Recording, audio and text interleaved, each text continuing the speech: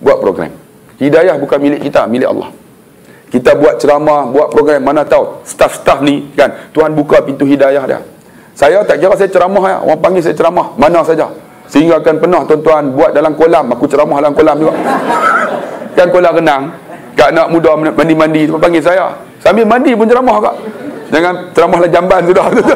Agak-agak betul lah tuan-tuan. Sebab hidayah bukan milik kita, milik Allah tuan-tuan. Ni, tuan-tuan tahu tak ni IKM depan ni. Apa? ILP ni dijemput saya ceramah. Kemudian ada satu ILP di Sungai Petani. Dijemput saya ceramah. Bila saya ceramah tuan-tuan, ada seorang anak muda pakai rantai ni. Habis ceramah tu dia tersentuh hati, dia pegang rantai. Ustaz, saya dengar ceramah Ustaz tersentuh hati saya. Dia tarik depan pensyarah. Rantai dah berkecai. Saya tak apa-apa. Ustaz, saya nak buang semua-semua yang ada ni Ustaz. Hati saya tersentuh Ustaz. Sebab tu hidayah bukan milik Ustaz, milik Allah. Kita buat program. Ustaz, jangan kira apa orang kata Ustaz buat program. Profesor tak bagi, minta buat tang lain.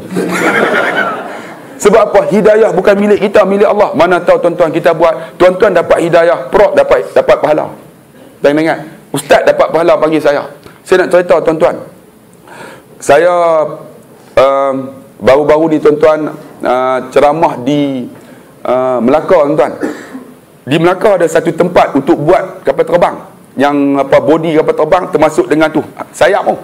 Dimasuk saya masuk sana. Kawasan tu memang tak boleh, tapi engineer tu dia bawa saya masuk dalam untuk ceramah di dalam tu. Saya ceramah je lah.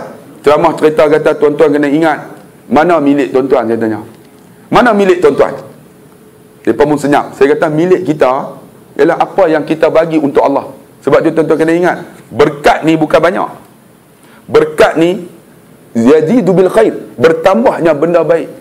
Tuan-tuan kerja USM, tuan-tuan kata, aku ni Allah gaji banyak tu juga.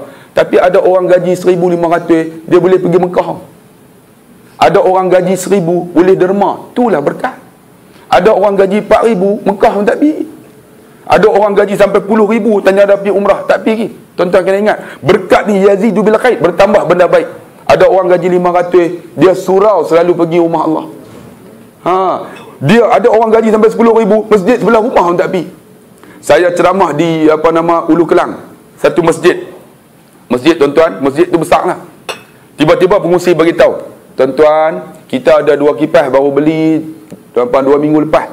Kipas ni harga 50,000, hutang lagi tak bayar. Saya bila kata-kata macam tu, saya naik baca khutbah. Tuan-tuan, lepas itaqullah. Di luar sana ada Mercedes mata belalang, ada Harrier, ada BMW, ada Toyota besar-besar, Estima. Apa masjid kipas pun hutang. Dalam khutbah. Habis-habis tuan-tuan khutbah Jumaat, lepas sembahyang, kutipan derma 12,000. Dengan izin Allah, ada seorang hamba Allah bagi cek, tak tulis nama, 50,000. Kipas tu dia beli untuk dia. Kutipan hari tu dapat 62,000. Masya Allah.